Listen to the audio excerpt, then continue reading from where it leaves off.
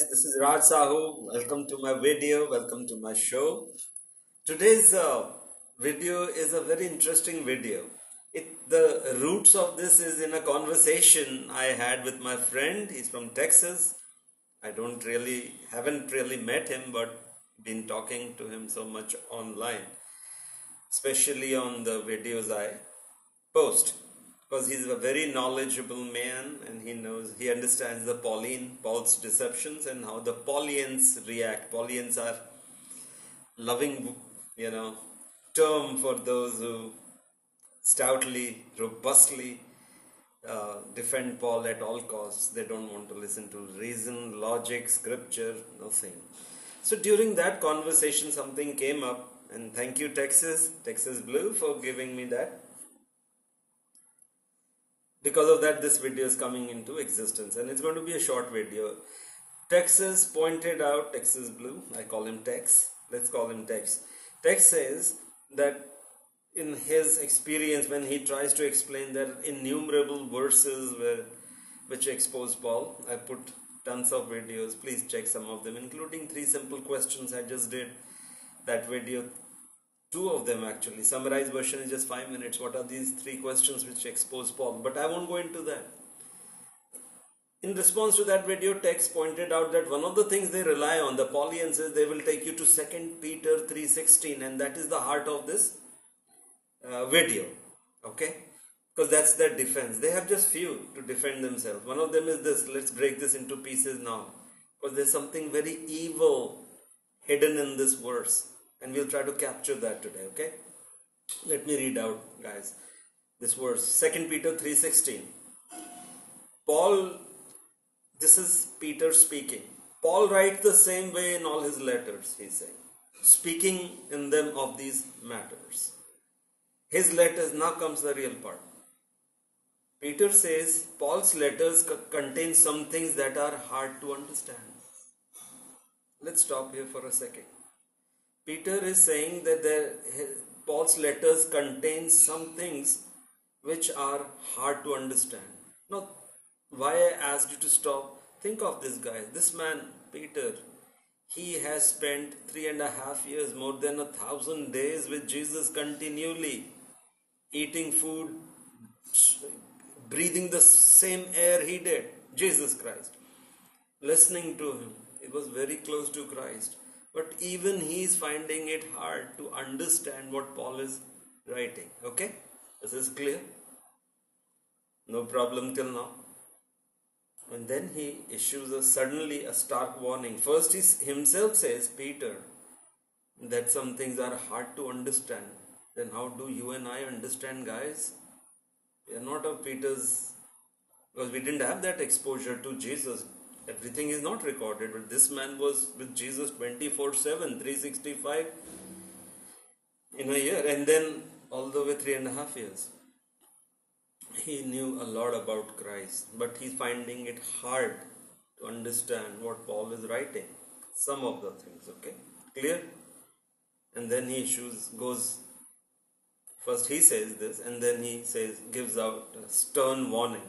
This is what the Paulians use to justify Paul as a legit apostle. What does he say?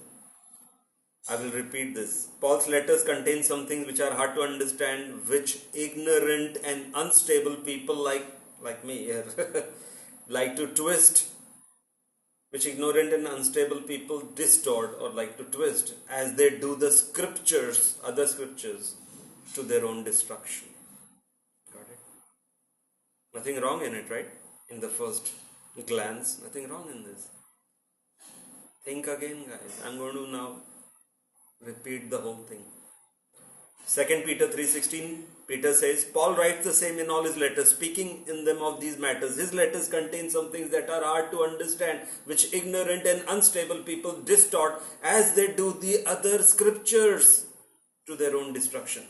Now there is a big problem in this, guys. I don't know why it was not picked up. He's saying as they distort other scriptures, they're distorting. Peter is saying they distort Paul's scripture also to their own destruction. You guys are intelligent, smart. I have a question for you.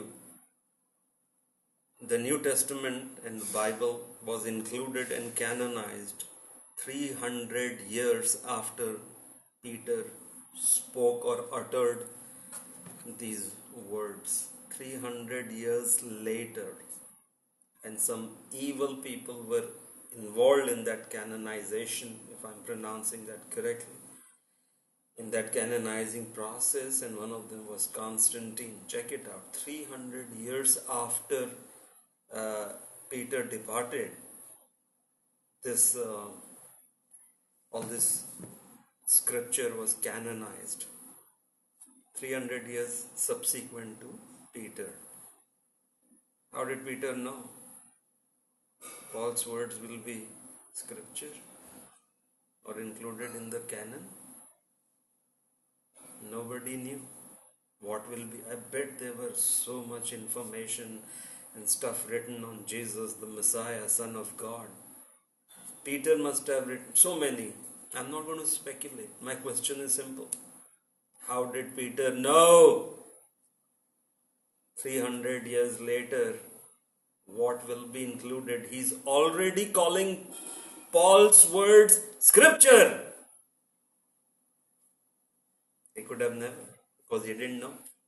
Nobody knew at that point, that juncture, what will be included, what will make to the cut finally. He had no clue, Peter. He would have never used these words. Can I repeat the word? Paul's letters contain something that are hard to understand, which ignorant and unstable people distort as they do the other scriptures to their own destruction. He's calling very clearly Paul's words, his letters, scripture. Do you know who could have done this? Only those people added these words who knew what scripture had become, because they had canonized and they had put 14 books of this fake apostle Paul. And when they realize Peter has spoken against Paul, he's finding it hard to understand what Paul was teaching. So they covered it with this warning, as they do to the others, as they distort the scripture to their own destruction. Because they knew they are getting Paul's 14 books in, including Hebrews. They knew they had to cover Paul, otherwise who would read his 14 books, guys? If Peter is finding hard, what about you and me? That's it, guys. I leave it to your judgment, to your wisdom. What do you make of this? Let's have some feedback. How did Peter know 300 years later what books will be included in the Bible, including Paul's, and become scripture? Thank you and God bless you. Bye for now.